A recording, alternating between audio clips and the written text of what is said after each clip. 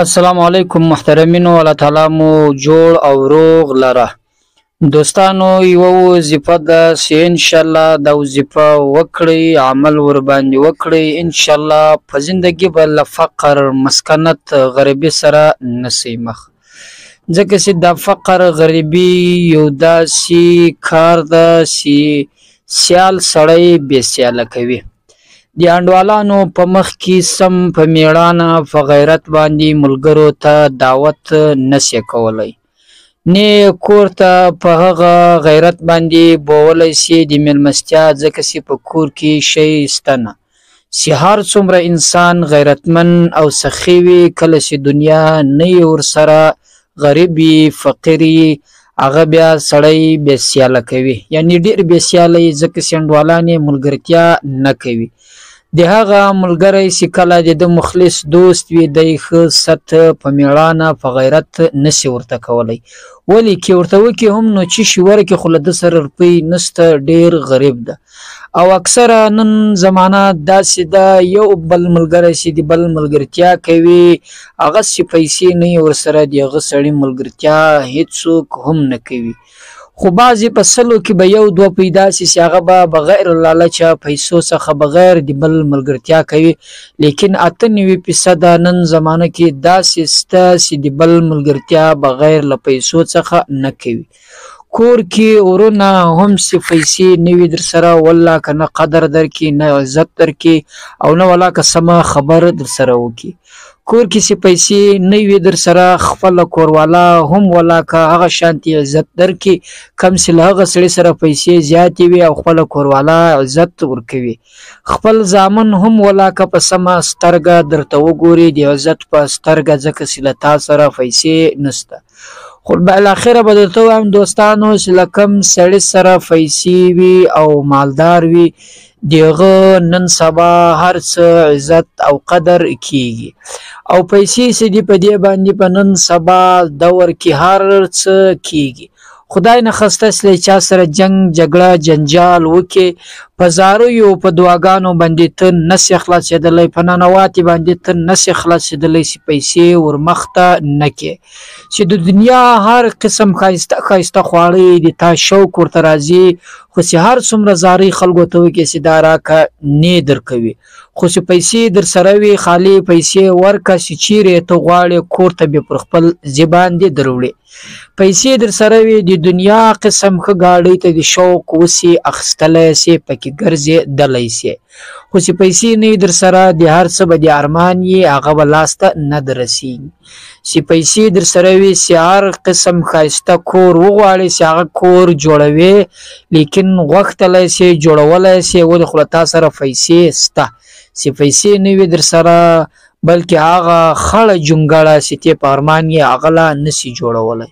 نو خو اخر به درته وایم دوستانو، چې بغیر له پیسو په اوس زمانه کې هېڅ نسي کېدلی.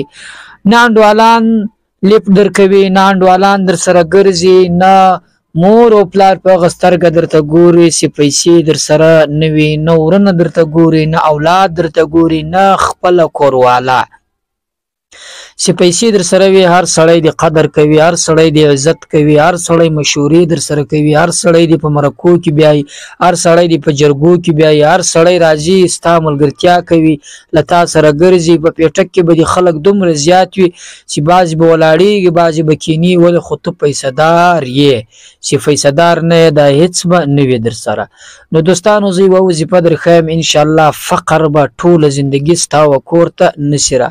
بل دا فقر و غریبي داسې یو شی د دوستانو، کله چې انسان فقیر سي، مسکین سي، بیا هر څه کوي، هر څه ته تیار ده، بالاخره خپل عزت له لاسه ورکوي. یعنې غلا ته هم تیار ده، چې په غلا کې سړی ډېر بې قدره کېږي، بې عزته کېږي. و فقر ته هم سړی تیار ده، چې په فقر کې د انسان حیثیت ډېر سخت زیات کمیږي. په فقر کې د انسان بې عزتي زیاته راځي. ولې بعضې خلک به درته وایي چې ځوان سړی ورسه کار وکړه. ته به په کار پسې شپه ورځ ګرځې، کار به در پیدا کېږي نه. هلته به کور بچیان ګوله ډوډۍ در څخه غواړي، خو هغه سړی چې ته لاس ورته نسې هغه سرمایه‌داره وي، هغه د ستا له فقر له غریبۍ خبر نه ده، نو ځکه چې داسې خبرې درته کوي. او کله چې انسان فقر او غریبۍ واخلي بیا هغه هر څه ته تیار وي.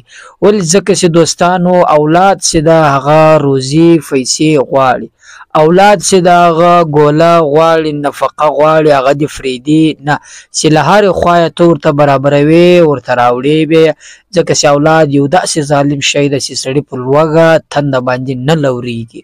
نو بیا چې کله د شا له خوا کور درپسې اولاد درپسې کور کرفۍ نه هغه یې غواړي، بیا انسان و هر رنګه تکلیف ته تیار ده، انسان و هر شي ته تیار ده، بیا غلا هم کوي، بیا فقر ته هم تیار ده، و هر څه ته تیار ده. خو تر دې مخکې دوستانو چې له دې ټولو څخه مې الله تعالی بچاو کړي او ورڅه وساتل سو او له فقر څخه مې الله تعالی بچاو کړي. دوستانو دا فقر یو داسې ګناه ده، یو دومره سختترین عذاب په قیامت کې الله تعالی ورکوي هغه انسان ته چې ما صرف د ماښام ډوډۍ قدرت لرم بیا د فقر کوي. الله تعالی جل جلاله فرمایي چې د قیامت په ورځ بیا هغه لاس فلجي پورته کېږي به نه چې د کوم خلکو ته نیولی.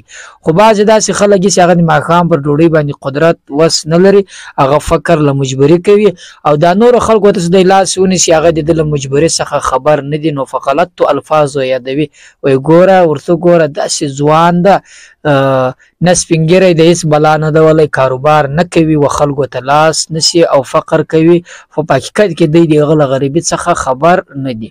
نو دوستانو راسئ یوه وظیفه درښیم، ډېره اسانه ده، ډېره اسانه ده، هر څوک یې کولی شي، ښځې هم کولی شي، نارینه یې هم کولی شي، ډېره خوندوره ده او په عقیده سره به کوئ. انشاءالله الله تعالی به د دې وظیفې په برکت سره هېڅکله ستا په کور کې بیا فقر مسکنت غریبي نه راولي. دا فقر مسکنت غریبي به ستا له کوره داسې ورک سي چې تر روان نسلونه به ستا نسل هغه پیسې نه کړي تمامې که چیرې ته په اخلاص باندې دغه وظیفه وکړې او پر الله تعالی دې یقین وي. ما درته وویل دوستانو الله تعالی یو داسې مهربانه ذات ده چې کله اراده وکړي یوه بنده ته په یوه ورځ یې عرفتیم کوي. د الله تعالی ډېر سخته اسانه ده، هېڅ مشکل هم نه ورته غواړي. نو راسئ دوستانو دا وظیفه وکړو. خو تر دې مخکې دوستانو چې دا وظیفه زه تاسو ته درښیم، تاسو یوه مهرباني وکړئ دا چینل ضرور سبسکرایب کړئ او قسم وظایف موږ تر تاسو پورې رسوو او له نورو ملګرو سره ضرور شریک کړئ. نو راځئ دوستانو د وظیفې پر طرف. دوستانو کله چې تاسو سهار لمونځ وکئ، که په مسجد کې وي که په کور کې وي، زنانه خو یې کور کې کوي، د نارینه لپاره ښه کار دا ده چې په مسجد کې وکړي، ځکه چې یو لمونځ د مسجد په 25 لمونځو ده.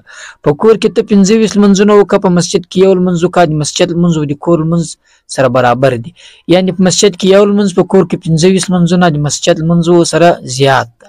نو کله چې په مسجد کې لمونځ وکړې یا په کور کې زنانه په کور کې، نو له هغه وروسته به راسې په هغه اوداسه سره اودس به دې مات نه وي، بلې خوا ته به نه یې تللی قضای حاجت ته اودس به دې نو راسه پر قبله باندې مخ وګرځوئ، د سرای په یو کونج کې ودرېږه، دغه تورې 100 واره ووایه، اول اعوذ بالله و بسم الله ووایه، له هغه وروسته دا تورې ووایه یا رزاقو.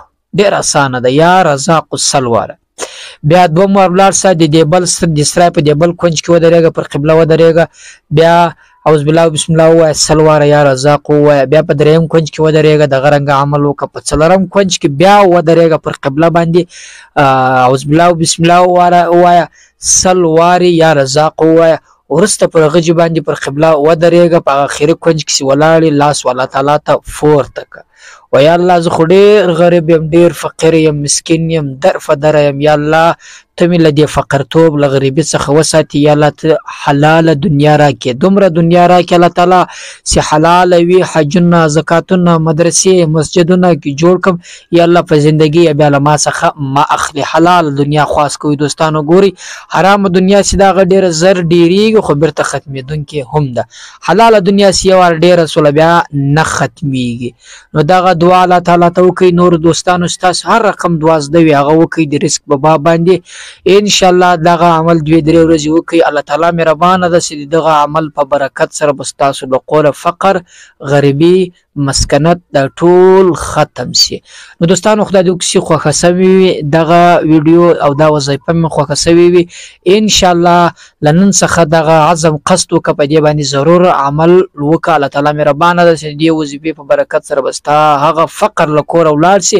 داسې به ورک سي چې په زندګي به ستا په کور کې بیا فقر مسکنت غریبي نه سي پیدا.